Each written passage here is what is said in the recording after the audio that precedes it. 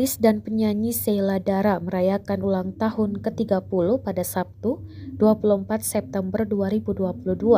Suaminya, penyanyi Vidi Aldiano, mengucapkan selamat kepada istri tercinta dengan sebuah tweet. Menyertai ucapan itu, Vidi mengunggah sebuah video menyentuh cuplikan kebersamaan mereka mulai dari pacaran hingga menikah. Dalam video itu, Vidi Aldiano juga mengungkap beberapa harapan dan doanya untuk sang istri yang sedang berulang tahun. Sheila justru merespon dengan kocak video yang diunggah suaminya di Twitter itu. Meski begitu, Sheila mengucapkan terima kasih ke suaminya tersebut. Sebelumnya diberitakan, Vidi Aldiano dikaitkan dengan Aldi Taher. Saat menjadi tamu podcast Deddy Corbuzier, Vidi Aldiano mengaku sangat terhibur dengan film buatan Aldi Taher yang berjudul Bisikan Jenazah.